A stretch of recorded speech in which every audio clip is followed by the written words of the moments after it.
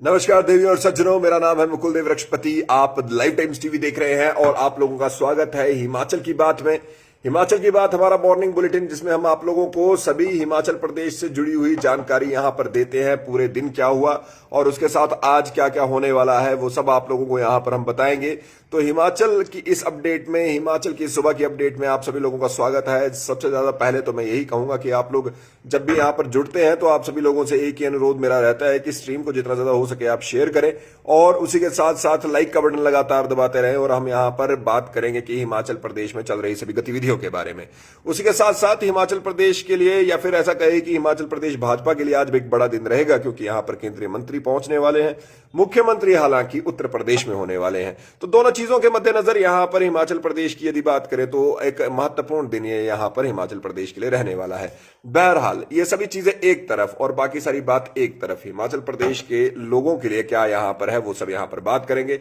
आप सभी लोग इस स्ट्रीम को जितना ज्यादा हो सके शेयर अवश्य करें, लाइक अवश्य करें, कमेंट अवश्य करें और हम यहां पर आपको जानकारी का जो सिलसिला है वो देना शुरू करेंगे। सुबह का समय है, थोड़ा लथार्जी होती है और काफी कम लोग यहां पर रहते हैं जैसे नॉर्मली होता है, लेकिन फिर भी हम यहां पर प्रयास करेंगे कि जो भी लोग रहे हैं उनको सारी जानकारी यहां पर दे पाए। सबसे पहले तो एक महत्वपूर्ण खबर, और ये महत्वपूर्ण क्यों है वो आप सभी लोग जब हम यहाँ बता रहे होंगे तो आप इसे समझ जाएंगे। देखिए, सबसे पहले तो ये आपको बता देते हैं, जो वो खबरें हैं जो आप लोगों को पता ही हैं। राज्यसभा में भारतीय जनता पार्टी के प्रत्याशी यहां पर पहुंच चुके हैं जीतकर, वो भी निर्विरोध जीतकर पहुंच चुके हैं। हम यहां पर सिकंदर जी की बात कर रहे हैं। डॉक्टर सिकंदर यहां पर एचपीयू के वाइस चांसलर थे, वहां से इस्तीफा दिया, उनको टिकट मिला यहां पर राज्यसभा का, और राज्यसभा के टिकट मिलने के बाद वो निर्विरोध ही वहां पर राज्यसभा में पहुंच गए। यानी कि कोई भी कांग्रेस ने प्रत्याशी तक नहीं उतारा। क्या कांग्रेस पहले ही हार मान चुकी है? बेसिकली वैसे भी राज्यसभा में प्रत्याशी उतारना महज एक, जिसे कहते हैं कि एक औपचारिकता मात्र रहती है, क्योंकि जिसके पास संख्या बल होता है वही व्यक्ति वहां पर राज्यसभा में पहुंचता है। तो संख्या बल यहां पर हमारे बीच में जो भारतीय जनता पार्टी है उसके पास था, और कांग्रेस ने सोचा कि क्यों ये औपचारिकता हमें यहां पर पूरी करने की आवश्यकता नहीं है कोई, इसलिए हम लोग जो है वो यहां पर बिना औपचारिकता पूरी किए ही यहां पर आगे की ओर बढ़ते हैं और हम लोग यहां पर अब जो अपना कोई प्रत्याशी नहीं उतारते हैं। लेकिन एक फाइट देने की बात भी होती है, वो फाइट देने की बात यहां पर हमें नहीं देखने को मिली कि भाई हाँ जी कि वो फाइट यहां पर सरकार को दी जाती, कांग्रेस भी अपनी एक स्टेटमेंट बनाती। आप सभी लोग, देवराज जी, हेतराम जी, मोहन जी, सभी को गुड मॉर्निंग है। तो वो फाइट यहां पर नहीं दी और निर्विरोध ही यहां पर हमारे बीच में एक जो राज्यसभा के नए सांसद हैं जो डॉक्टर सिकंदर, वो यहां पर पहुंच चुके हैं, राज्यसभा पहुंच चुके हैं, और उन्होंने अपनी प्रायोरिटीज में बताया कि जो केंद्र की जितनी भी हमारे बीच में कल्याणकारी योजनाएं हैं उनको यहां पर लोगों तक पहुंचाना उनका एक मोटिव रहेगा। उसी के साथ साथ उन्होंने ये भी आभार जताया सभी लोगों का कि भाई किस तरह से उन्हें यहां पर पहुंचने को वो इस तरह से पहुंचे। आप एक बात भी यहां पर ध्यान दीजिए कि देखिए, समय और किस्मत के बदलने का समय पता नहीं चलता कि कब क्या हो जाए। क्योंकि देखिए, जब ये कुलपति थे तब कुलपति के तौर पे बहुत ज्यादा बच्चों के बीच में पॉपुलर नहीं थे, लेकिन फिर भी सरकार ने इन्हीं पर दाव खेला, और दाव ऐसा खेला कि निर्विरोध ही यहां पर पहुंच चुके हैं अपने राज्यसभा में। तो राज्यसभा में निर्विरोध हमारे बीच में सिकंदर जी पहुंच चुके हैं, मुकद्दर का सिकंदर वो बन चुके हैं, और राज्यसभा में जाएंगे, वहां पर शपथ ग्रहण होगी वगैरह वगैरह जो भी यहां पर फॉर्मेलिटी रहती है। आप सभी को गुड मॉर्निंग है, दीपक जी, टीसी जी, निशान जी, स्वांति जी, उसके बाद सुरेंद्र जी, सभी को गुड मॉर्निंग है जी। स्ट्रीम जरूर शेयर कीजिए, ये जरूर कहेंगे आप लोग, अगर आप लोग स्ट्रीम शेयर करेंगे तो और लोगों तक भी ये बात जानकारी पहुंच पाएगी। तो सबसे पहली बात तो ये हमारे बीच में रही कि भाई सिकंदर जी वहां पर पहुंच गए, और इसमें जो कांग्रेस है उन्होंने अपना प्रत्याशी तक नहीं उतारा। इस एक बात के लिए कि कांग्रेस ने अपना प्रत्याशी नहीं उतारा है, तो सबसे ये बड़ा अजीब सी एक बात रहती है कि मुख्यमंत्री ने यहां पर कांग्रेस का आभार जताया। एक तरह से प्रमुख दल, जिसे यहां पर आप लोग बोल सकते हैं, जो हिमाचल प्रदेश की बात करें तो भारतीय जनता पार्टी, अब कांग्रेस, दो ही यहां पर दल रहते हैं, तो एक प्रमुख दल ने यहां पर अपना प्रत्याशी नहीं उतारा। उसके लिए मुख्यमंत्री जी ने उनका, आप ऐसा मान सकते हैं कि एक तरह से सरकास्टिक, एक व्यंग्यपूर्ण रूप में उनका धन्यवाद दिया कि भाई आप लोगों ने नहीं उतारे इसलिए हम जीत गए हैं। तो यहां पर मुख्यमंत्री जी के द्वारा भी ये कहा गया कि, और कोई ऐसी प्रतिक्रिया यहां पर हमारे बीच में उनसे नहीं आई है जो हमारे बीच में कांग्रेस के लोग हैं। हालांकि उन्होंने सीधा सीधा सिर्फ इतना ही किया, कांग्रेस के जितने भी लोग हैं, कि भाई हाँ चलिए प्रत्याशी उतारने की फॉर्मेलिटी करने की क्या आवश्यकता है जब यहां पर जीत जो है वो बिल्कुल भी मुमकिन यहां पर नहीं है। अब एक महत्वपूर्ण जानकारी की बात करते हैं। हिमाचल प्रदेश के जिला हमीरपुर की कुनाह और पुन खड्ड में यूरेनियम के अवशेष यहां पर मिले हैं। खुदाई करने वाली कंपनी ने परमाणु खनिज यहां पर इसको ये रिपोर्ट सौंपी है, जो उसका अनुसंधान निदेशालय है। अभी ऊना में शिमला के रामपुर में, मंडी और कुल्लू की पहाड़ियों पर भी यूरेनियम पाए जाने की पुष्टि हो चुकी है। आंध्र प्रदेश, झारखंड और मेघालय समेत देश के 11 राज्यों में, हिमाचल भी शामिल है, जहां यूरेनियम के भंडार मिल चुके हैं।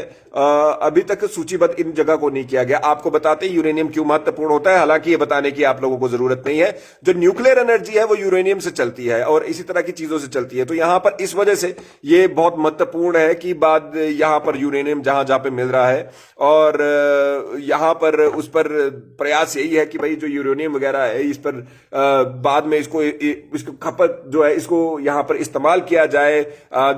क्लीन एनर्जी, ग्रीन एनर्जी के लिए भी महत्वपूर्ण रहता है। अगर हथियार बनाने हैं तो वो भी यहां पर रहता है। तो हमीरपुर में भी हमें मिला है। इससे पहले 2013 की ग्राम पंचायत ख्वा के लबड़ा गांव में खुदाई के दौरान यूरेनियम के अवशेष मिल चुके हैं, और उसके बाद से कोविड काल के बीच निदेशालय ने आउटसोर्स कंपनी से खुदाई का काम शुरू करवाया है और उसी दौरान ये अवशेष मिले हैं। आप सभी लोग यहाँ पे स्ट्रीम को जरूर शेयर कीजिए जी।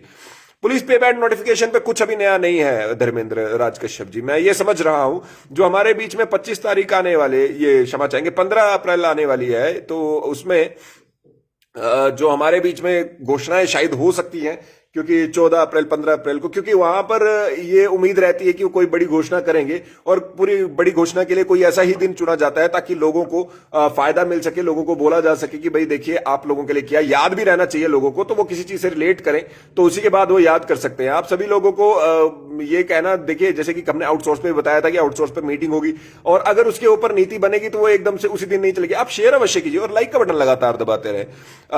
ओके जी, यहां पर पुलिस पे बैंड के बाद, नमस्कार सर, घर जल पहुंचाने वाले जल रक्षकों की महंगाई के दौर में बहुत शोषण हो रहा है, कृपया करके इस तरफ कुछ ध्यान दें। देखिए सबसे पहली बात, अगर आप मुख्यमंत्री या फिर जल शक्ति विभाग के मंत्री से मिले हैं तो उन्होंने क्या आश्वासन दिया उस पर प्लीज कोई कांटेक्ट अवश्य कीजिए, क्योंकि मैंने पहले भी कहा था और लोग हमारे साथ जुड़े भी थे, लेकिन फिर उसके बाद बात वो आगे बढ़ी नहीं थी। रोमित ठाकुर को रिहा करो, जग्गू दादाजी। रोमित ठाकुर जी की मुश्किलें इस समय पर कम होती दिख नहीं रही हैं, क्योंकि जैसे कि उन पे आरोप ये लगाया गया सरकारी संपत्ति को यहाँ पर जो नुकसान पहुंचाने का और बाकी सब चीजों का, तो वो उसके बाद यहाँ पर सरकार ने जो संज्ञान यहाँ पे पुलिस प्रशासन ने लिया है वो इस चीज का नहीं दिया है कि वो लोग जिस मांग को लेकर आए थे, क्योंकि उस दिन भी वहां पर किसी तरह से पुलिस के साथ कोई झड़प नहीं हुई थी, बल्कि इस चीज का उन्होंने यहां पर संज्ञान लिया है कि जो यहां पर उग्र आंदोलन के दौरान यहां पर चीजों को तोड़फोड़ की गई इत्यादि इत्यादि। अब देखना यह है कि क्या उन पर वो जो आरोप हैं वो सत्य सिद्ध होते हैं या फिर ये केवल मात्र ऐसा ही रहेगा कि जो एक तरह से जो आरोप ही रहेंगे, देखना ये रहेगा। आप सभी लोग स्ट्रीम जरूर शेयर कीजिएगा। अगली खबर की ओर आपको लेकर चलते हैं। तो अगली खबर हमारे बीच में जो अगली खबर है हमारे बीच में वो भी हमारी यहां पर जनमंच से जुड़ी हुई है, जो अब 3 अप्रैल को होगा। जो हिमाचल प्रदेश की सरकार की यदि बात करें तो एक बहुत अच्छी योजना है जनमंच, इसके लिए कोई दो राय नहीं है। सबसे अच्छी योजनाओं में से एक है जनमंच। ऐसी योजना है जिसमें लोग यहां पर जा सकते हैं और सरकार के सामने अपना पक्ष रख सकते हैं। तो 3 अप्रैल को जनमंच रखा गया है। ये इस सरकार में 25वां जनमंच कार्यक्रम होगा और सरकार के लिए ड्यूटियां तय कर दी है। विधानसभा अध्यक्ष, उपाध्यक्ष समेत सभी मंत्रियों को समस्या निपटारे के लिए यहां पर ड्यूटियां लगा दी गई है। विपिन सिंह परमार सुजानपुर में होंगे, विधानसभा उपाध्यक्ष हंसराज काजा में होंगे, महेंद्र सिंह जो हमारे बीच में महेंद्र सिंह ठाकुर वो शिमला में होंगे, सुरेश भारद्वाज बिलासपुर में होंगे, सरवीण चौधरी ऊना में होंगी, रामलाल मारकंडे बंजार में होंगे, वीरेंद्र कंवर इंदौरा में होंगे, विक्रम सिंह जोगिंद्रनगर में होंगे, राजीव सैजल डलहौजी में होंगे, सुखराम चौधरी कल्पा में होंगे, राकेश पठानिया अर्की और राजेंद्र गर्ग नाहन में जन समस्याएं सुनेंगे। और 21 जनवरी 2022 को जनमंच कार्यक्रम जो इससे पहले आयोजित किया गया था। तो ये हमारे बीच में अब अगली अपडेट यहां पर आई है। इसके साथ साथ आप लोगों को यहां पर यह भी बता दें कि अब क्योंकि जैसे कि 31 तारीख से सारी की सारी यहां पर जितनी भी चीजें थी, जितने भी यहां पर कोविड के रिलेटेड प्रोटोकॉल थे, वो सब अब हटा दिए गए हैं। तो यहां पर अब आने वाले समय में ये जो 50% की क्षमता वाली जो शर्त है वो भी अब हट जाएगी। 1 अप्रैल से ये शर्त हट जाएगी। लेकिन उसी के साथ साथ आप लोग अपना ध्यान अवश्य रखेंगे, मास्क की शर्त अभी तक नहीं हटी है, सोशल डिस्टेंसिंग और हाइजीन की शर्त अभी तक नहीं हटी है और ये हटनी भी नहीं चाहिए। आप सभी लोग स्ट्रीम को जरूर शेयर कीजिए और लाइक का बटन लगातार दबाते रहे। सुखदेव जी कह रहे हैं अगर रोमित ठाकुर को रिहा नहीं किया गया तो 2022 विधानसभा के चुनाव नजदीक हैं, जय भवानी हर विलेज में धारा 144 लगाएंगे स्वर्ण समाज के लोग। इसी तरह की बातों की वजह से तो यहां पर वो अंदर हुए हैं। जब पर चलिए खैर, यहां पर इस चीज का बड़ा यहां पर संज्ञान लिया गया है जब उन्होंने ये कहा था कि लोगों को घर से निकाल निकाल के मारेंगे, कुत्तों से कटवाएंगे, और इस तरह की चीजों को यहां पर रखा गया था सुखदेव भाई। तो अब इस तरह की चीजें बोलने पर वो ऑब्वियसली एक थ्रेट दिया गया है जो वो मान रहे हैं, और उस तरह की वीडियोस हमारे बीच में काफी सोशल मीडिया पर चली थी और उन्हीं का संज्ञान यहां पर पुलिस द्वारा लिया गया है।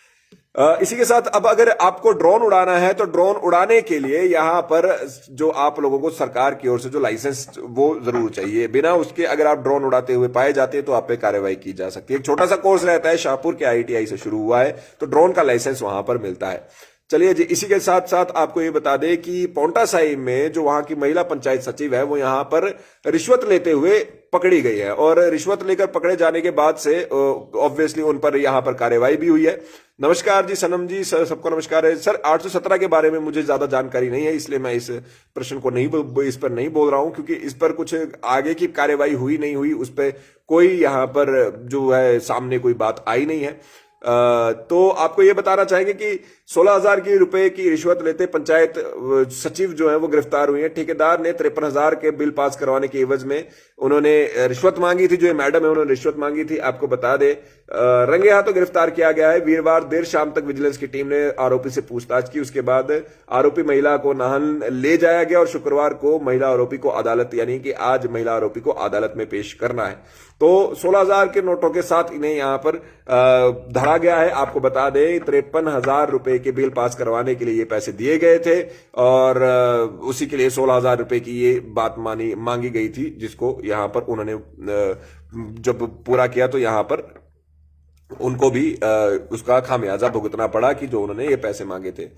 इसी के साथ साथ मुख्यमंत्री ने यहां पर अधिकारियों पर भी लताड़ लगाई है। अधिकारियों पर लताड़ लगना कोई नई बात नहीं है, लेकिन उससे पहले आपको बता दें हिमाचल प्रदेश में आज से भारतीय जनता युवा मोर्चा का प्रशिक्षण शिविर है, और इसमें केंद्रीय मंत्री अनुराग ठाकुर और भारतीय जनता युवा मोर्चा के राष्ट्रीय अध्यक्ष यहां पर सोलन पहुंचने की बात हुई है। लेकिन बड़ी बात यह है कि जो केंद्रीय मंत्री है वो शायद ना आ पाए, जो मुझे लग रहा है, क्योंकि आज या कल में ही हमारे बीच में जी हाँ आज ही हमारे बीच में योगी आदित्यनाथ की भी शपथ ग्रहण समारोह है, तो बहुत ज्यादा चांसेस है कि वहां पर भी उनका जाना बनता है। लेकिन फिर भी अभी किस तरह से शेड्यूल रहता है, डीसी ऑफिस सोलन से पुराने बस स्टैंड तक रोड शो निकाला जाएगा। समापन पर यहां पर जयराम ठाकुर जाएंगे। 3 दिवसीय रहेगा, 27 मार्च तक ये रहेगा, और इसमें प्रदेश कार्यकारिणी के पदाधिकारी, सदस्य, जिला और मंडल के अध्यक्ष और महामंत्री समेत 226 कार्यकर्ता शामिल होंगे, और राष्ट्रीय अध्यक्ष तेजस्वी सूर्या इसका शुभारंभ करेंगे, और 27 मार्च को समापन पर मुख्यमंत्री जयराम ठाकुर होंगे। शिविर से पहले भारतीय जनता युवा मोर्चा के कार्यकर्ता, राष्ट्रीय अध्यक्ष और केंद्रीय मंत्री अनुराग ठाकुर के अगुवा में दोपहर 12 बजे सोलन से डीसी ऑफिस के पुराने बस अड्डे पर रोड शो किया जाएगा। तैयारियां पूरी हो चुकी है, अब देखते हैं कि क्या यहां पर होने वाला है। और सरकार ने भी बहुत जैसे सरगर्मियां जैसे जैसे इलेक्शन की भी आती रहती है, तो उसके साथ साथ ये सब चीजें जब आने लगती हैं तो एक तरह से देखने वाला माहौल रहता है। आपको बता दें मई से आप लोगों को जो 60 यूनिट बिजली निःशुल्क का तोहफा है वो आपको मई से यहां पर उसके बिलों में वो दिखना शुरू हो जाएगा। 1 अप्रैल से खर्च जाने वाली 60 यूनिट तक बिजली उपभोक्ताओं को निःशुल्क मिलेगी। 31 मार्च 2022 तक पुरानी व्यवस्था के तहत जो बिल जारी होंगे वो मतलब अप्रैल में भी आपको वो मिलेंगे ही मिलेंगे, और इससे 61 से 120 यूनिट तक आपको पता है कि 1 रुपया प्रति यूनिट की दर निर्धारित की गई है। आखिर में मुख्यमंत्री जयराम ठाकुर जी ने यहां पर हिमाचल प्रदेश की सड़कों की अनदेखी करने पर जो यहां पर अफसरों को लताड़ लगाई। उन्होंने वीरवार को वर्चुअल माध्यम से लोक निर्माण अधिकारियों के साथ बैठक की, और उन्होंने मुख्य और अधीक्षण अभियंता के नियमित रूप से फील्ड का दौरा कर सड़कों के रखरखाव की समीक्षा करने के निर्देश दिए हैं। उन्होंने यहां पर लगातार कहा है कि भाई सड़कें जो है अच्छी होनी चाहिए, और उसके लिए उन्होंने यहां पर लताड़ भी यहां पर अधिकारियों को लगाई है। बहरहाल आज सुबह के मॉर्निंग बुलेटिन में इतना ही। आप सभी लोग जो यहां पर जुड़े, आप सभी लोगों का बहुत बहुत धन्यवाद। स्ट्रीम को जरूर शेयर कीजिए, लाइक जरूर कीजिए, कमेंट जरूर कीजिए, और जितना ज्यादा हो सके आप लोग लाइक का बटन अवश्य दबाएं अपने, यही आप लोगों से अनुरोध रहेगा। मेरा नाम मुकुल देव वृक्षपति है। इस स्ट्रीम को जरूर शेयर कीजिए, लाइक बटन अवश्य दबाएं। आप मुझे फेसबुक, इंस्टाग्राम, ट्विटर पे फॉलो कर सकते हैं, और उसी के साथ लाइव टाइम्स टीवी के पेज को फॉलो करके बेल आइकन दबाना ना भूलें। जय हिंद।